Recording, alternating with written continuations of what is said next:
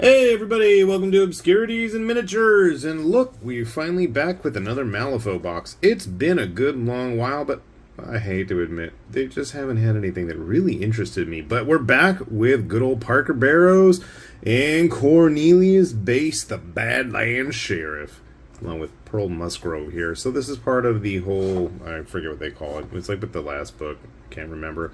But I am a sucker for cool looking Western figures, and Malifaux's Frontier stuff has got that in spades. So here we see Parker Barrows with what looks to be the wrong feet on the wrong legs.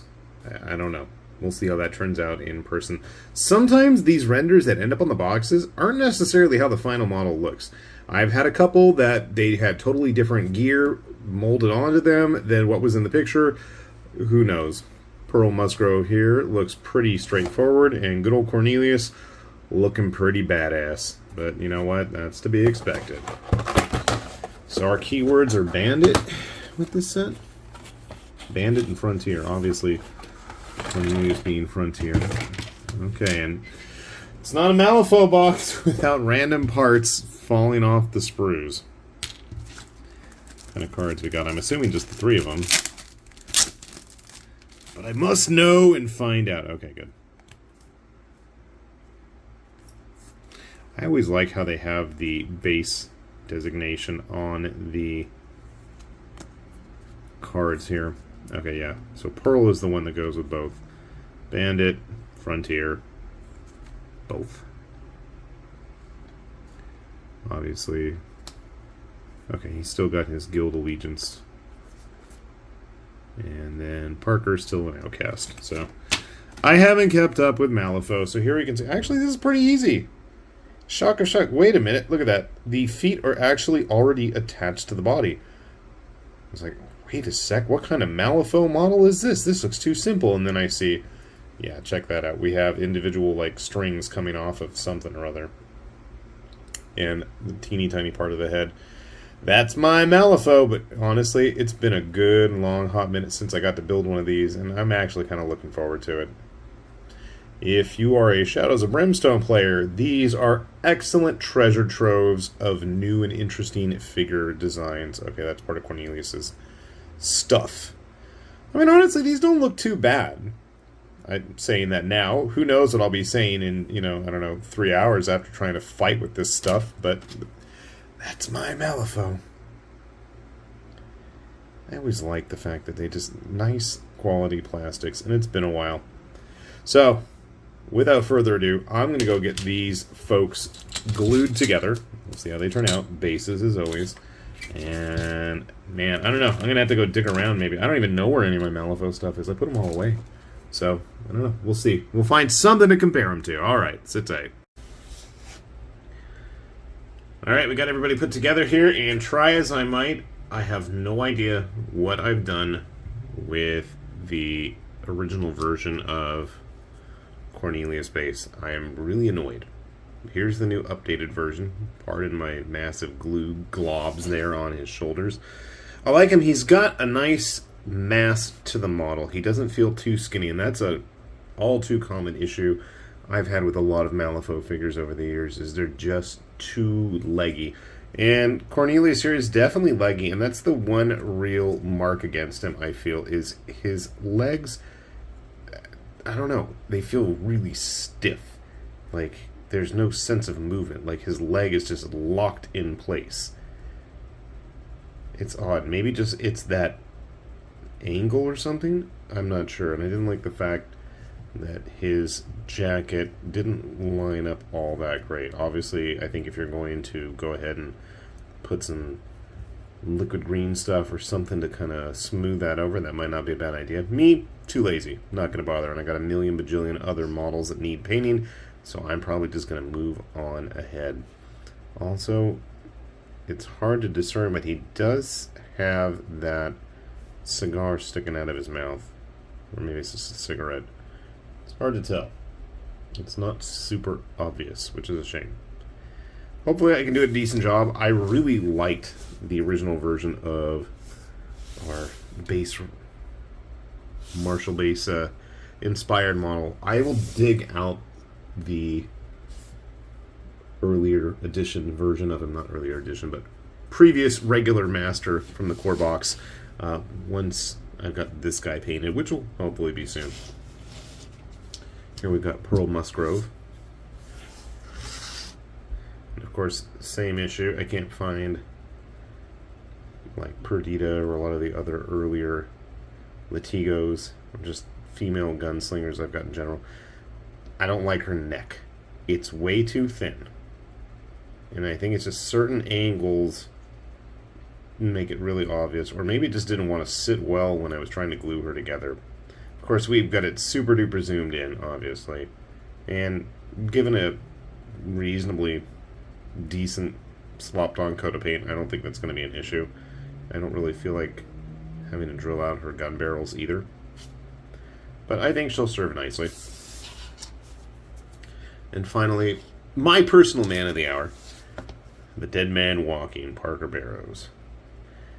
I don't know what exactly is still going on with his feet. I swear it looks like even the cuffs look like they're on the wrong legs, but they just went ahead with it.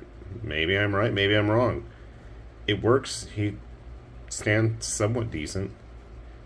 I like his coat just billowing in the wind.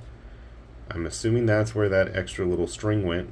I heard somebody say that online, and I'm just going to roll with it.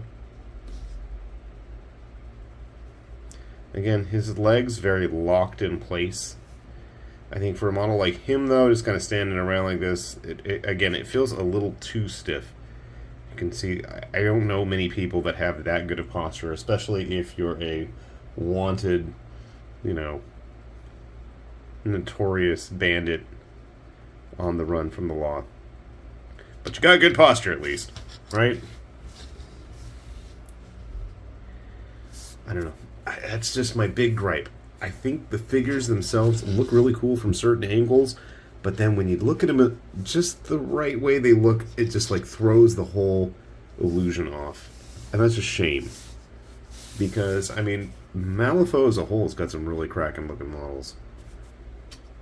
I did manage to find the original Parker Barrows. Funny thing, Cornelius and Parker are the two crews that I 100% painted all together from the get-go. Back when second edition was still rolling, when he had just come out, I was like, I'm going to finally learn how to play the game, and then nobody was really interested locally in playing, so I never went anywhere with that, and I've got a lot of outcasts still hanging around in boxes all over the house. And then when third edition rolled out, Cornelius got his crew completely painted, and then nobody wanted to use them. So I'm like, at the very least, though, they're great stand-ins for stuff like Dead Man's Hand if you don't appreciate the smaller scale of the stuff that like Great Escape Games is making. They've been putting out some nice plastics, but they're a little bit smaller in comparison, so something to think about. That's one of the female gunfighters. Grabbing a few other random Malifaux models. Lotus Eater, I'm not sure why he's hanging around. Oops, banging the camera there. Let's get some other guys in here. Lord Cooper. I think another crew that I painted everybody of in the hopes that, well, maybe one day we'll get around to playing him, and now he's got his alternate version coming out soon. Looked interesting. We'll probably see it on this channel at some point. Lone Samurai.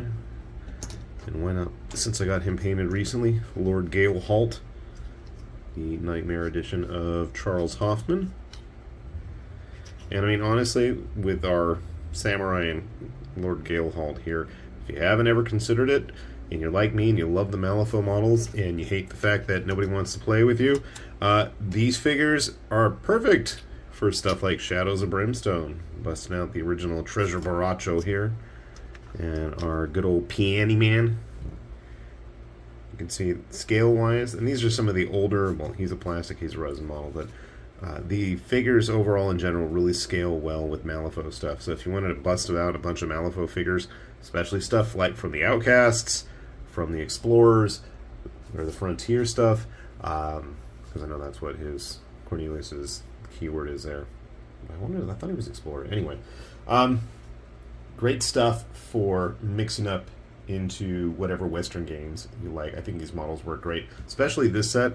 I mean, Pearl's getting left out here, but, you know, despite my irritations with her neck and the fact that she's got a paperwaist thin and big old chaps on that really kind of make her legs bulge out there, like Kingdom Death style proportions almost, I think she's going to fit in really good with a lot of this stuff. So I don't feel too bad. Even if I never get around to actually running these masters correctly, at least once they're painted, they're going to look really cool, and they will find a home in a game somewhere on my table. So I am happy about that. But maybe one of these days I can finally talk somebody into playing Malifaux as well, considering how many freaking fake decks I've got laying around. So anyway, I'm rambling at this point. That's a good clue for me to stop talking and hopefully run out and get these guys primed before the storm clouds roll in and deliver the much needed rain that we are hoping for here in Southern California. So yeah, I am going to wrap this up. With that said, though, this has been High Lord Tamberlane with Obscurities in Miniatures, saying thanks for watching, and hopefully we'll see you back here soon. Bye-bye.